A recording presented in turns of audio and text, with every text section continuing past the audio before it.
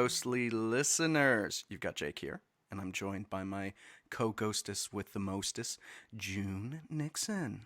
And hello from me too. It How are you is. doing, Jake? I am sleepy. Are you sleepy? I'm so Yeah. So, sorry. folks, if you don't know, we record first thing on Saturday mornings, and here in the Pacific Northwest, we're both up here. We have very long, dark, cold nights, Yes, and the sun doesn't rise until 8:30 or so. right. It's still a little dark now, so Yep. yes. Yep. Mm-hmm. And I have my coffee, and I got up like an hour or so ago, and I'm just like, today's like, I just want to stay in the bed with the dogs. Mm-hmm. It That sounds happens. nice. Mm. That sounds nice. I'm not sure if there's supposed to snow today or not. I don't think so. I Okay, don't we think have a so. day without snow. Yeah. So if you guys didn't know, we recently had, I don't know, maybe depending on where you are in Puget Sound. Like Mm-hmm. I'm on the south end. We didn't have any snow. Maybe a dusting. But Right, right. folks on the north end of Seattle got like 6 inches or so. I think so, Yeah. at least. So that's the one thing with the Puget Sound area. It's like you never know what you're gonna get. Some places are just fine, and others get walloped. So, Yeah, just like 10, 15 miles away from each other, and like one, area is just completely saturated with hmm snow, and the other one is just like, what are you talking about? It's not snowing. hmm So, yeah, it's yeah, very weird. we call Little it like pockets everywhere. convergence or something. It's everything comes off the Pacific coast, but we have this super big mountain range on the west side of just west of the city, which can block things. But then all of a sudden, the currents come around, air currents and stuff come around the mountains, and you never know what town is going to get smacked by it. Mm-hmm. Hard to predict. Truth. But getting on to today's subject, Yes. let's talk about what it takes to be an amazing paranormal investigator. Mm. So, Even better than just a regular paranormal I investigator. Mm-hmm. know. I mean, this is probably the most visible role in any ghost hunting team. If you watch the ghosty shows, everyone's a paranormal Yep, investigator. that's true. So June, what does an investigator do? Well, I think the basic definition would be an investigator investigates the possibility of paranormal activity. You know, I mean, do And you think that's like the basic yeah, I mean, definition? I view it as the folks that go out to collect evidence of a potential Yes. haunting and also know techniques to stimulate a response from said spirit, ghost, Right. demon from hell. And, they should be pretty open-minded for the possibility of paranormal activity too, and hmm level-headed. I think that's really important. And to have some critical thinking skills. That's pretty important too. hmm And, and also immediately looks for probably what could be causing what's happening Yeah, and documenting everything. yeah, I think that's the one thing that we don't get is the critical analysis of what's going on. Mm. Usually you show up, you talk into a dark room. It's just pretty much what you see is evidence collection Right. and not. So I think what's different in reality versus say the ghost shows is the ghost shows immediately start to do a playback, which if you're a regular real life ghost hunting group, that's gonna happen after the fact. Right, right. But I think maybe if you're getting a lot of things happening, maybe, but if you do want to play back, your recorder a little bit and listen to see if you got any responses, always have another recorder going, hmm um, just to throw that out there. yeah. I've learned that the hard way. Yeah, I that's the one thing I've done more and more is have a lot more backup equipment. However, Hmm. it depends on where you're investigating. Sometimes it's a pain in the ass to bring the extra Yeah. stuff to the haunt. And this year 2020, if I was going to have a ghost hunting resolution, it would be minimize how much equipment I I agree. bring. Yeah. I so agree. When you're like having cases and cases bringing in, you're Uh-huh. like, and you use two things out of, one case because you're Mhm. like, oh, okay. Or But you're just yeah, trying to I'm, use everything. I'm like, just maybe yeah, you should try to see if you're getting anything first right. I think before. that's good. Yeah, because it depends on where you stay. Sometimes you can go back, sometimes you can't. I always make the assumption it's a one-time deal. Hmm. So Just in case. Yeah. yeah, so I usually bring more than I need to. With experience, you'll get the hang of it though. Hmm. But let's step back because we're Okay. kind of Sorry. getting into the Getting off details. the topic. Well, no, Yes. we're still. Don't get me wrong. We're Oh, I guess we're totally on on the topic, topic. but It's just maybe we might have jumped ahead a little bit more. yes. So I'm going to leave this in. Don't worry, people. I'm not editing this out because this is our thought process. Yes. Our thought Um, process. but the Yes. one thing is with an investigation, we already talked about the case manager who goes out and, questions the client, does some background research, kind of puts together a dossier for the hunt. One of the big things is the walkthrough. And if you want to learn more about a walkthrough and what the case manager is doing, because really the walkthrough is really the realm of the case manager doing it and setting up the Mhm. case. But what does an investigator do during the walkthrough? Well, basically, they're the ones who kind of go with the case manager or the lead investigator. In our case, they're one and the same. A lot of times, we'll a lot talk of about times, we'll yes. talk about this in a little bit too. Yes, yes. But the investigator goes on a walkthrough just to take kind of the basic EMF readings, temperature readings, carbon monoxide readings, maybe ion readings, just around the house to kind of get a basic feel for the house. And they map out the home or business and mark where, or after, going on a little kind of tour, they'll do a map. And so later we can kind of mark down kind of where a lot of the paranormal activity is happening for the investigation. But they kind of do a lot of the grunt work, I guess, hmm basically for a walkthrough. Yeah, and it's still very much set on evidence collection. It's just that Yes, this is what is the ambient environment for the house because exactly. you might Yeah. find we find this actually quite often even in if we go over to a newer house and stuff. High EMF readings is poor grounding or shielding for Hmm. electronics and appliances. And that Uh, way too, we may feel that they really don't need an investigation yeah, for, the team to come out to do an investigation because we may walk into their bedroom and find out that they have extremely high electromagnetic field readings in this bedroom, hmm and that's why they're feeling paranoid. That's why they're seeing things, being edgy yeah, and getting headaches. and Um, I was going yeah. to say, and I think the other thing that is really important, and I don't know if a lot of teams do this, we've been to a few places and they've had really high carbon monoxide readings Ooh, yeah. and or carbon dioxide readings, all the carbon stuff that's bad for you Yes. Hmm. and can affect the brain. Yeah. Not And good. Not good. you need to bring that up because that's a health issue right away. Yeah, a that's lot, something you don't think, "Oh, we'll keep that for the reveal." yeah, and you're like, No. how did this family die so comfortably on the couch? Well, did you Yes. tell them that they were sniffing, a car muffler? Did you, Yes. you know? And they're Um, having hallucinations, hmm things like that. They're getting sick because they think it's the paranormal activity. Yeah, No, honey, you're you're dying. yeah, you're You need you're to get that inhaling fixed. poisons here.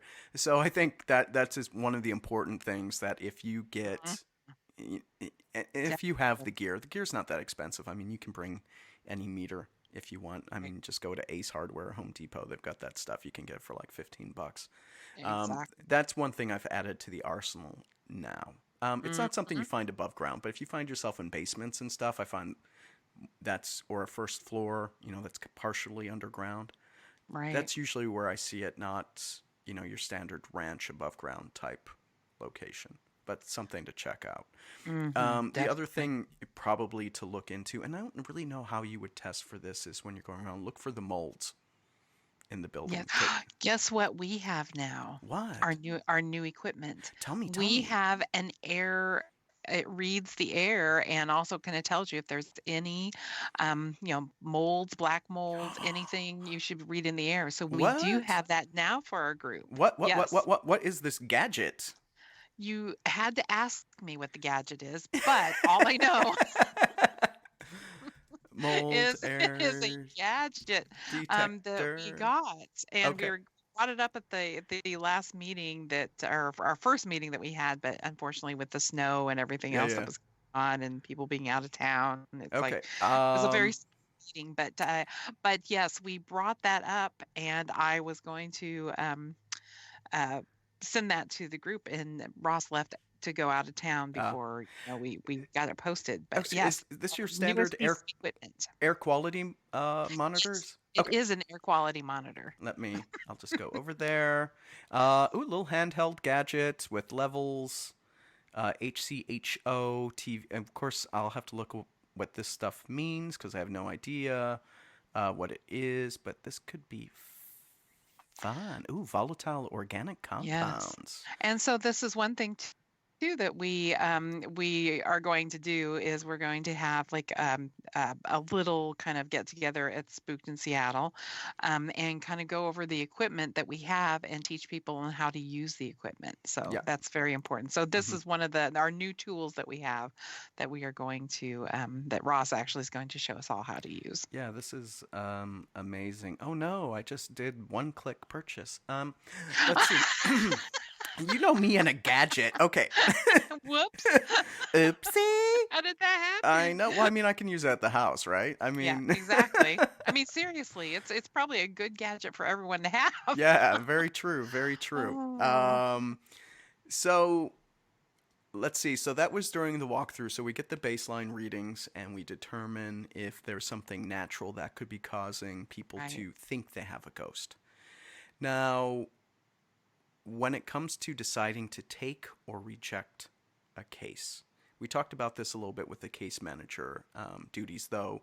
This is kind of a gray area, and this is more so with the lead investigator. Hmm. Before we get into this, let's just talk about the lead investigator. What is the big difference between the lead investigator and investigator on the case? Well, the lead investigator usually gets all the details of the case. Nobody else, all the other investigators go in cold. They don't know anything about the house. They don't know anything about the region. They don't know I mean, they didn't even know the address, basically. Mm-hmm. So what usually happens is we meet at a place that is close to the house or business, or area, and then we all try to go over together because, also too, you need to, kind of scope out the parking situation and everything like this. But um, so the investigators don't have a clue of where they're going or what they're doing. The lead investigator is fed all of that information up front. This is why it kills me when I find out that some people who are the psychics on the group all of a sudden are also the lead investigators. That Yeah. can't happen. Yeah. But anyway, the lead investigator, they have all the knowledge, everything else when they go. So they know what's happening at the house. So And they're the ones that ask all the questions and okay. everything too. So it's really the lead investigator is kind of the CEO of the group, Yeah.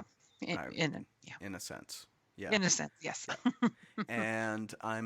And we agree here. I don't think the regular investigator should know too much about the destination. Right, Uh, exactly. Now it's kind of Yes. hard because when you schedule it, everyone knows if it's a public space. I mean, you got the internet. Yeah, yeah, So what can you do, right? But if it's a private residence, they really shouldn't know much about it before they go in. right. But then, so with the lead investigator, really just giving advice for, say, newbie lead investigators, or maybe you're a solo investigator, there's just a couple of you. What are some of the key things to determine if you will actually do the investigation or not do the investigation? Well, I mean, are the things that are happening a natural occurrence? I mean, really not natural, but do they have like a really high EMF reading throughout the house? And, if you tell them, you've got to fix that, you've got to get that fixed because, it's, for one thing, it's extremely unhealthy. This could really, hurt you in the long run. But you just kind of, feel, or if you kind of think that they may be a little off their rocker, and maybe they need kind of outside help. Um, that's kind of a big thing too. My biggest thing is that if you do go on the walkthrough to go someplace, don't stand in front of the house and discuss what you think. Hmm. Go someplace a little, like maybe at a restaurant or go have coffee or something like that The and bar. discuss it. Yeah, yeah, or the bar.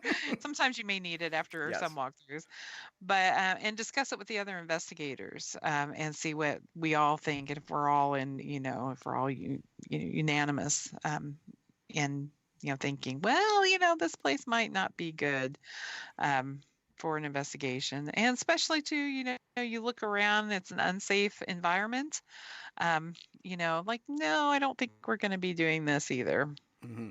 So I Now, think that, go ahead. oh, I was just saying, I think that those, kind of in a nutshell. I mean, there's so many different factors you could factor in. Even feeling that gut feeling. If all of a sudden you go in there and like, oh, I don't think I want to do an investigation in this place, or having the secret code word of, I think it's time that we leave as soon as you walk in. Batteries. It's like, Yeah, oh, I forgot I my got to get some batteries. batteries. Yep. Yeah, Safe word, exactly. batteries. Exactly. Your safe word. Always have a safe word. Yeah, I mean, common sense here, people. Yeah. Some places you go to, I mean, sometimes you investigate old abandoned places, but if it looks like it's rotted, you don't go in, you know. Yeah, A- not a safe thing. Yeah. And Mm-mm. usually, if it's not a well kept place as well, you wouldn't want to investigate because most likely it's going to end up being a natural cause Yeah. rats. And Yes. If they're a hoarder, it's like you kind of go in at first and go, "Oh, yeah, okay," yeah. you have newspapers piled up to the ceiling, Hmm. and yes, we have been to places like that, Yep. and it's just like, Common, oh, common sense, people, yeah, common sense. exactly. So let's talk about what does the lead investigator. Let's separate this. Let's do this. What is the lead investigator doing during the actual investigation? Well, with the investigation, I mean, they are basically investigating also.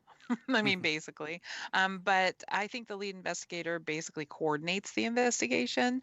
Um, maybe putting people into teams, what rooms they'll start off on, which rooms to focus on, because, they know most of the information.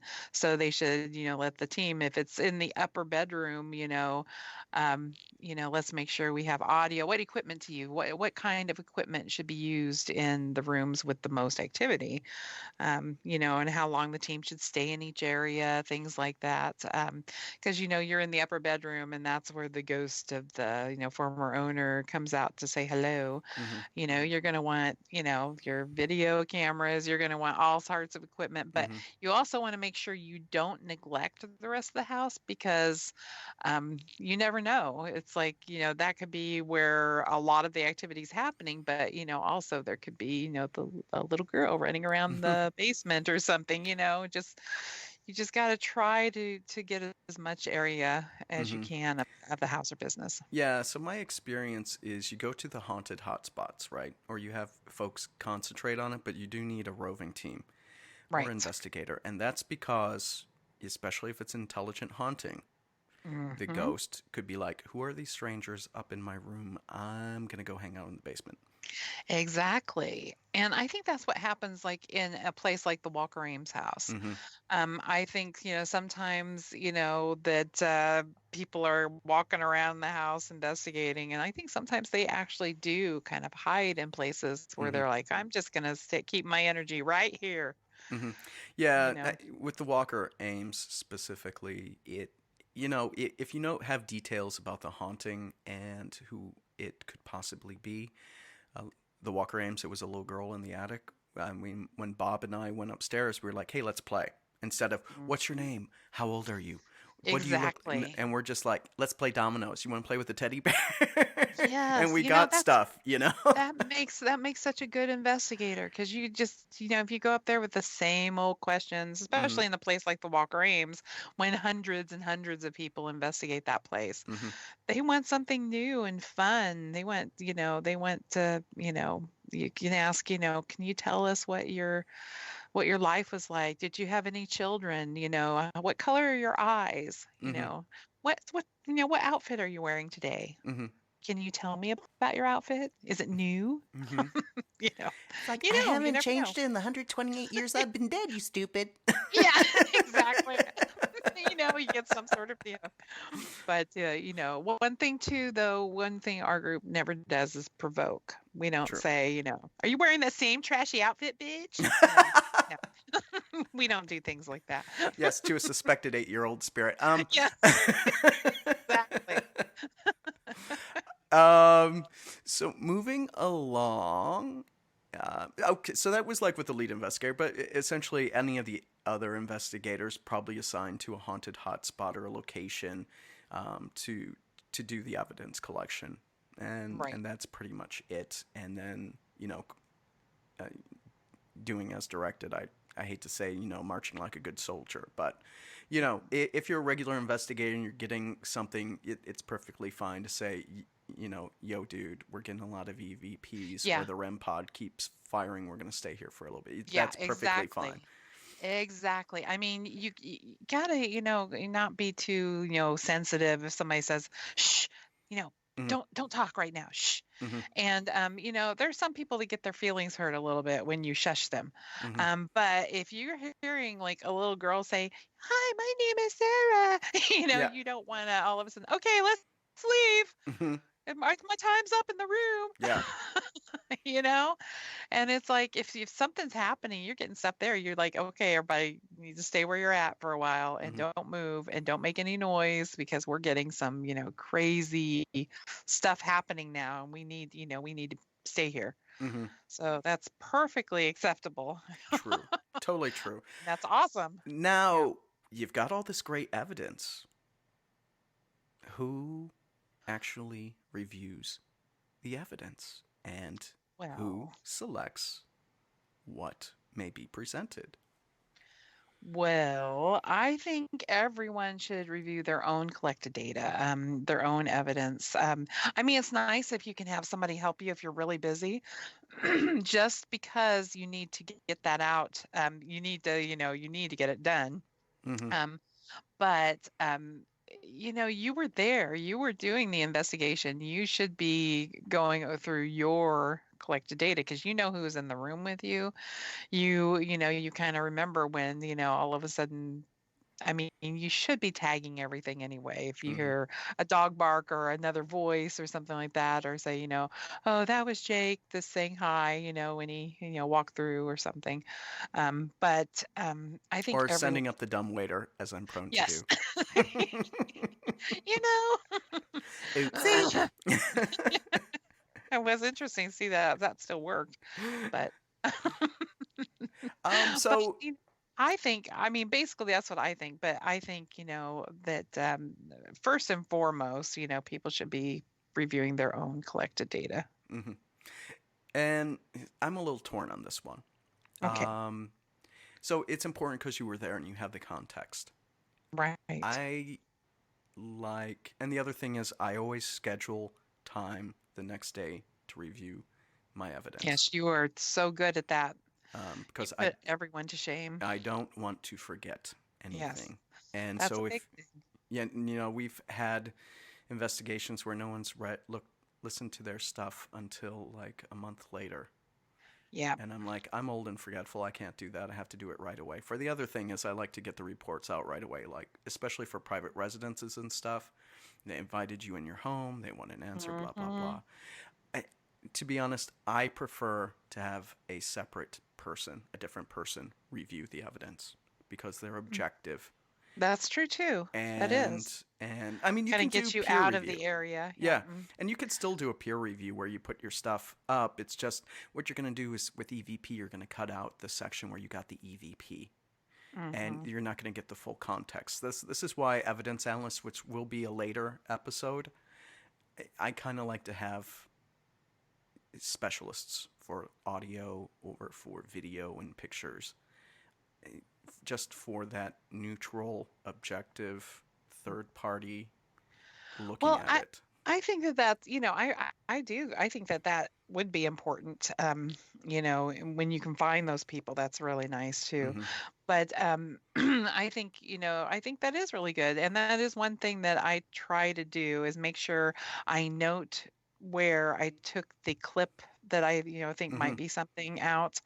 And make sure, I kind of write the time on the, when you go through the whole, when you go through the whole file, you want to make sure you write down the time where you took this clip out, Hmm. um, just to, so you can go back and do it. But a lot of times, what I usually do is when I go through and try to listen to my audio, is I take clips that I suspect might be something and try to, make it sure they're long clips. And I then go through it a little bit and enhance the audio so I can hear it better and things like that. And but usually I try to go through it all first and then I go back to those clips and say, is that really something? Bless you. Thank you. Is that really something, that I should focus on? And Hmm. and especially too when you do this a lot and your ear is kind of trained Hmm. to know what you're listening for, it gets a little easier too. But that's kind of what I usually do is I just clip out the things that I think, then I go back and listen to it, kind of enhance it Hmm. so I can hear it better and see if it's anything. And then I send it off to the rest of the people that were on the team and say, what do you guys think of this? Do Hmm. you think this is anything? Or, holy crap, guys, listen to this. Yeah. Yeah. You are not going to believe this. Yes. Yeah. When But I I think that is a good idea. If you can find somebody else to listen to, everything and see if they might get something Mhm. different, that would be pretty cool. Yeah, when I go through, I usually don't all. This is for the peer review part of it, and just take Ross's recent investigation at the underground. And I did video primarily. I did have audio as part of it. But with the video, I write down the timestamps. I don't cut anything. Hmm. I don't cut anything Okay. until it gets to presenting, and I put the timestamps on it so someone can watch either the video or do the And say, audio. listen at this time frame Yeah, and see what so they you, can, yeah, so him. yeah, so you can jump ahead. Now with video, it's easier, especially if you have engagement objects. I have an Eddy, footstep tracker, REM pod. They flare. That's easy to see and mark. And you watch the video and you get the audio right before it. But if it's just an audio only, I think when you mark it, you have to go back 10 seconds and then 10 seconds Right. after to give the full Definitely. context of it. And still, I would prefer to have evidence analysts do it a third party, trade off, simply because I think that would give whatever you find more credibility. And That's true also, too. when it comes to EVPs, I've got bad ears. I know what to listen for. And Hmm. I have had plenty of times where it's clear as bell to me and another person that's trained in EVP, right? You Hmm. hear it. And then the public are like, well, I heard a whisper, but I'm not sure. But to you, it's clear as a Hmm. bell. And this is why I like to have the third party review it because they'll determine if it's strong enough to publish. Usually, when I publish it, it's like the premier EVP that Hmm. goes up on my site. No, there's no wiggle room for it. I hear something. That's No, true. and when I put it up, you can hear the word. Hmm. So let's just talk about presenting this evidence now. Who sits down with the client and does the reveal? Well, it's usually the lead investigator. Will kind of go back with the client and say, okay, this is what we have. Um, I have even actually gotten people that, I say, well, this is the evidence that we've collected and, the report that we have. And they're like, no, I don't want to see it. What? Yeah, that's happened a couple times actually. Really? Oh wow. Yeah, people are like, I've changed my mind. I don't want to know. I don't want to see it, And so, yeah, it's kind of funny when that Okay. happens. But usually it's the lead investigator and, you take either someone else from the team or somebody else to go Yeah, yeah. It might with them. be it might be that kind of evidence Yeah. specialist that comes in and does it as well. And usually the case manager is there too. Yeah, it's kind of nice to, to make sure you have somebody that was actually there at the investigation, because they know what was going on and they know what happened and they are familiar with the client. So it's always kind of nice Hmm. to have the lead investigator. Hmm. Now, we see this a lot on the ghosty shows. A lot of the ghosty shows just assume every place they go in is super haunted. That's not the case in reality. So, who determines or makes the determination if the location really is haunted? Well, I mean, in our case, yeah, I mean, in the a lot of the cases that I've done, I think it's important that the whole team that was there kind of, talks it over too. Mm-hmm. I mean, the lead investigator is the one that will basically present the findings to the client, but I think it's more of a democracy and not a dictatorship Mm-hmm. where if everybody else on the team says, "Oh my God, the amazing things that I got," and blah blah blah. Um, I mean, if everybody kind of agrees that, yeah, that was, kind of amazing, Mm-hmm. um, you know, I think it's kind of nice, but, if you got a couple other people on the team that that's really sometimes it's a hard call Yeah. because if you know that their corduroy vest that they were wearing or something was making, EVPs, and you're like, Shoot, no, shoot, shoot, shoot. but, or the mosquitoes out there were Yeah. going, June, June, June. June. Yeah, sorry. Um, It happens. Yeah, that's the tough thing with the cult yeah, because a lot of times you're gonna get a one and done, and I don't think you can make a determination off a one and done. You need to do this multiple times. yeah. You have to go back to the same spot, which is hard to do with private residences. Oh, It's definitely. easier to do with public spaces. But, usually the team that, I have never really had a lot of kickback if the team's like, no, I don't think this needs an investigation. Mm-hmm. And then, usually everybody's pretty much in agreement. Or if, somebody says, that place has a lot of stuff going on, Mm-hmm. and usually everybody kind of agrees, you know, together that. So, on the unusual, a lot of times you may not have gotten anything on the walkthrough, but maybe an investigation might be, we'll try on an investigation, see what happens. Yeah, and one of Yeah. the things that we covered this a little bit under the Case Manager podcast. So if you haven't listened to that one, listeners, please go back and download it. It's a good complement to this one. A lot of times you get stuff during the walkthrough, but not the investigation. Right. And that's because Right. the spirits were active. Usually the walkthrough happens during the day. Because spirits were active, when they were alive, they were active during the day. Ghosts just Hmm. don't decide, I'm going to be Come out at active at, night. yeah, no. Yeah. Yeah, It's usually exactly. there. It's always going on. I'm not sure if ghosts can tell the difference between daytime and nighttime. Because no one's been dead and giving us feedback on that. Right. I know. They got to step up their game. Yeah. So I mean, I would say, set your investigation when the activity occurs. Because remember, most Definitely. of the activity, like historic cases, best ghostly evidence, most of it has happened during the day. If There we are put it, yeah, quite a few cases. yeah, quite a few that happen during Yeah, the if day. somebody says, "Oh, yeah, most of the time it seems like it happens like at 10 o'clock every day, all of a sudden you see the shadow figure, going through the living room." I was like, "Okay, we'll see you tonight at an investigation." It's like that doesn't make any sense. Hmm. So you got to go when the activity has happened. And that's what all the questions are for. When you ask all those questions, it's like, when does the activity mostly happen? Hmm. And if they say, usually it starts up about 3 or 4 in the morning, it's like, okay. But a lot of people say, it's when they notice it. A lot of times, like I said, ghosts, it's 24/7 with, spirits. They can come out anytime. It doesn't just have to be at night. Hmm. But a lot of times that's when they notice the activity because their day is finally calming down. Things are getting quiet. There may have been a ghost tap dancing next to them all day, but since they were so busy, had the stereo up, Hmm. the TV going, everything else, they didn't hear the tap dancing. Yeah. And now when the, noise is all down, the lights lights are off, everything is quiet.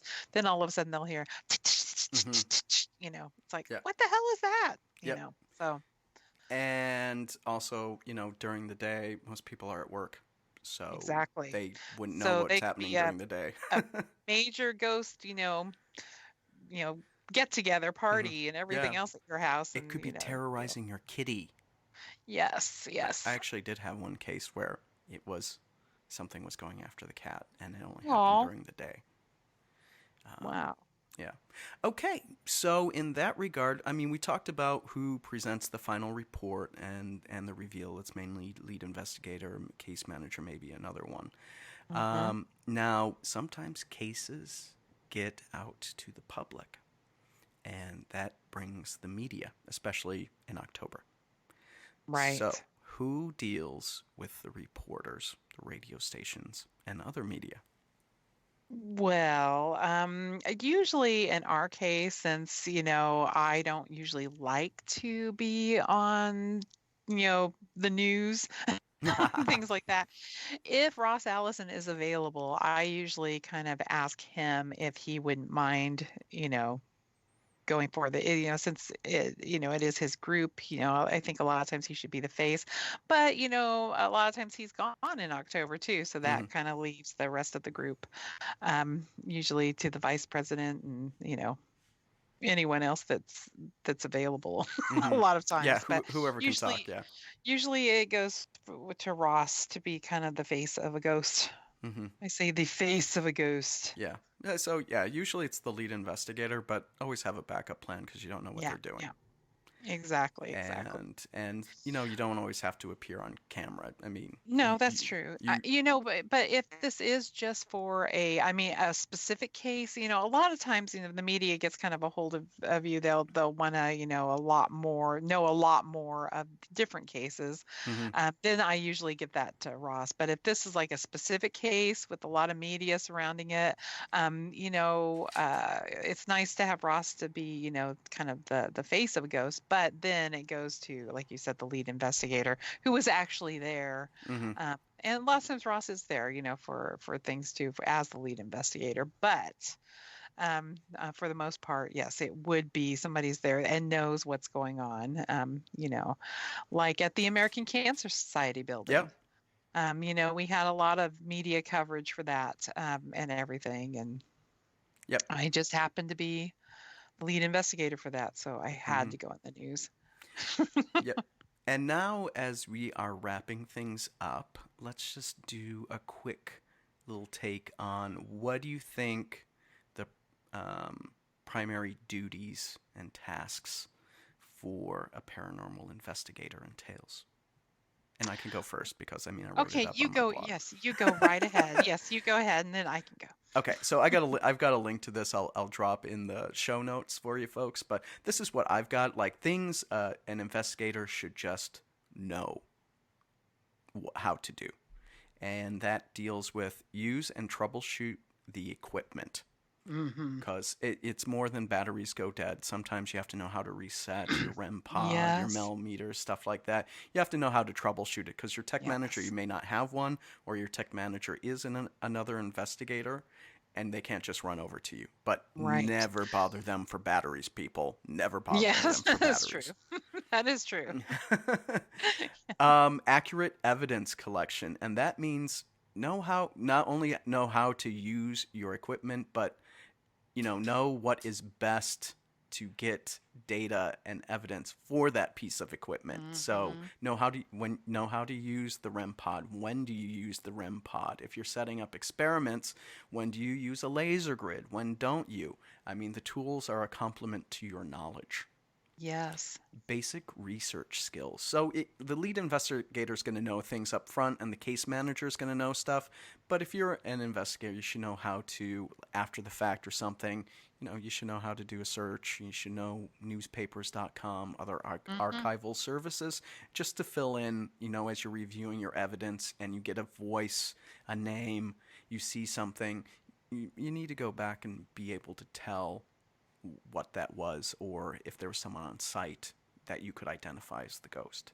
Right. Know your different collection methods. So it's this goes along with collecting the evidence and the equipment, but you should know how to run an EVP session and Mhm. how to phrase the questions. You should know the ins and outs of your EMF meter. This is part of the experiments as well. Not only how to read everything, but what are ideal settings based on what you've received from the case manager or lead investigator. Um, how to use a digital thermometer, Ouija board, stuff like that, if that's your thing. If you're going to go the Mhm. metaphysical route, know the different, how to run the different experiments is really what I'm getting at. And then know how, oh, that's Wally. Um, and then know how to interview the witnesses, how to ask the right questions, questions that aren't leading questions, how to phrase Mhm. open-ended questions as well. That's my thing. And That's then, true. is there anything you'd like to add to that? Well, I'm just saying, I think what makes a good ghost hunter is passion, devotion, and patience. You Yes. know, those are the big things, especially in honesty, education, an Mm-hmm. open mind, Mm-hmm. and make sure you also have a fair share of skepticism. I think Yes. that's very important too. Yeah, I've got for my qualities of a paranormal investigator, as I rattle off my list. Oh, yes, I've please. got ravenous curiosity about the unknown, Mm-hmm. because your job is to figure out why and how this stuff happens. A willingness to learn about strange topics because it's going to be weird and you'll be exposed to weird things. Exactly. Perseverance in the face of a skeptical world. And that's Mm-hmm. because everyone's going to doubt you. Oh, definitely. Yeah. I mean, truthfully though, if somebody was not there and you got this little girl, talking in a bar, a lot of people are gonna, yeah, a lot of people are gonna question your credibility, Yeah, because they weren't there, or they don't know you. yeah. They don't know what an honest person you are, Yeah, and and the other thing is, especially in the world of Instagram, TikTok, Twitter, YouTube, hmm you're gonna put a 15-second snippet up or a 5-minute video or something. I'm like, it's not gonna have the full context. Everyone's gonna be like, you staged No. that. Yeah, Um, exactly. let's see. I've also got ability to control your emotions, namely fear. Oh yeah, big time. And also, things can get a little heated when you're on the investigation when stuff's going down. So you have to be professional. So if someone's annoying you for some odd reason, button Yeah, it don't up. yell at them. Yeah. Commitment to truth and accuracy.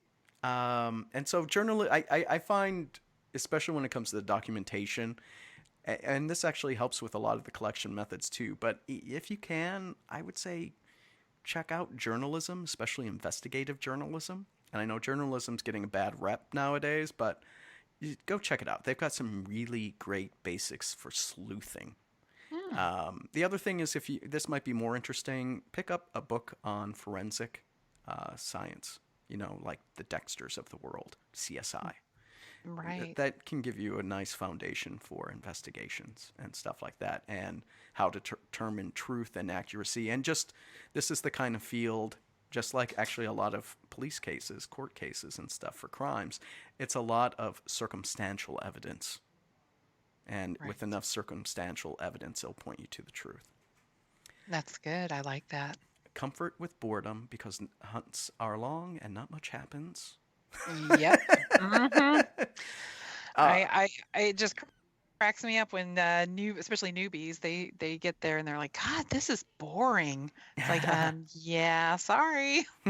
This is real ghost hunting. Yeah, this is real ghost hunting. It's not immediate. We call that fast food ghost hunting. I'll put a link to hmm that in in the show Exactly. notes too. I've got objectiveness over feeling something's true. And that is because the world only cares about what you can prove on tape, pictures, and video. However, Right. use your instincts on a ghost hunt to lead you to activity. Nice. So, I Very always like nice. take a step back. Just because you're feeling oogie, it could be adrenaline, people. It could be. Yeah. Yeah. So, it's always nice to have the gadgets to kind of be the objective. Like, is there something really here or not? Or am I just imagining it? The gadgets are kind of a good reality check. Right. I Adaptability, because conditions change rapidly on a hunt and you have to roll with it. Right, exactly. Very easygoing. Yes. Mm-hmm. and then check your ego because really the world doesn't care about you. It cares about your evidence. Hmm. So true. So that's my list of, ideal paranormal investigator qualities, attributes. The one thing we didn't talk about here is the training of a paranormal investigator, because I don't think about us really in a ghost as having like an apprenticeship or a trainee Well, type when thing. usually kind of when somebody starts off, they'll usually go with someone like the lead investigator to a walkthrough first. Hmm. That's kind of how we get their feet wet, and dip their little toes in it. And just to kind of, get comfortable going into, someone's home or business and doing the walkthrough first. And then when they are going on an investigation, they should always be paired with somebody that's experienced and follow them around on an investigation. Um, I mean, hopefully they don't need a lot of training, but they do need training on how to use the equipment. Hmm. So hopefully the person that they're paired up with knows how to use the equipment and will show them how to use the equipment and say, here, take this EMF, take this millimeter with the REM pod, and this is how you use it. This is how you turn on the Yeah. REM pod. This is how you turn off the REM pod, things like that. Um, Yeah, that and so that's usually kind of how. Yeah, it usually falls on the tech manager, and that's a later. I think that's actually going to be the Yes. next roles in a ghost hunting team Okay. podcast we do is the tech manager. That this is kind of my wheelhouse, Awesome. and it is usually on the tech if you got one, how to Yeah. use the gear Yes. correctly. But then, how much experience do you think someone needs before they can be called a lead investigator? Well, that is really hard. I mean, there are some people that can be in the group 2 to 3 years, but they've only gone on a handful of Mm-hmm. investigations. So it's one of those things like there might be somebody that's been, on the team for a year and Mm-hmm. has excelled extremely with their, critical thinking Mm-hmm. skills and their evidence review and, everything else. And it's like, hey, personally, I would give it at least a couple of years Mm-hmm. to be a lead investigator. But like I said, I just don't think years are the key here. I Mm-hmm. think it's the experience they have and how many investigations they've gone on, and how they rise up to the challenge. Yep. Yep. And Yep. there's a lot How of the people that can surprise you. It's just like, wow, Yeah. that's awesome, and Yeah, yeah, some people doesn't take much. It's just you just need to get a lot of experience yes, with a lot of experience is the different key. yeah, a Yes. lot of different situations from abandoned buildings to private Mhm. residences to museums to And how you handle the situation. mhm If you're a nervous, a little nervous person, and you scream after every little, pop and groan of the house, mhm yeah, you might not this be ain't cut ready. yeah, you ain't ready for this. But Exactly. there's nothing wrong with being say I call it armchair investigators where it's Hmm. almost like archival paranormal research or being a paranormal historian kind of thing. And that's fine. Right. Because you can be an archivist and not go on the ghost hunts, but you can Definitely. listen to the evidence, go to Hmm. newspapers.com, the Right. local historical societies and be that researcher. And there's nothing wrong with that. And you don't have to have worry about getting a dark demonic attachment that eats your soul slowly over a period of years. Oh, come on. What? What's I the fun know. in I that? know. I know. I know. It makes great TV. It does. So, with that brings us to the end of our little show. June, if someone is interested in joining a ghost and learning how to become a paranormal investigator, what should they do? Well, I think first they should check out our website of aghost.org and go on the website and kind of look at a lot of our past cases and a lot of things that have happened. And there is also a contact form in there. So if you would like to contact me, just go ahead and fill that out and send it to us. And we do have new member orientation once every 2 months. through the year, and we're actually going to have one on Sunday at Merchants Cafe at 3:30 p.m. And that would If be you are January interested. 19th. January Correct. 19th. Yes, thank you for clarifying because this could be listened to at some other time. Hmm. But we're going then, so our next one should be in March, Hmm. But so if you watch the website, actually the homepage of the website, yes, he'll have the next new member orientation. exactly. Exactly. I will put that up. Okay. And with that, we come to the end of our show, gentle listener. So thank you for tuning in. Thank you for reading Ghostly. Thank you for your interest in a ghost. Yes, thank you. Okay. Bye bye, everyone. Bye.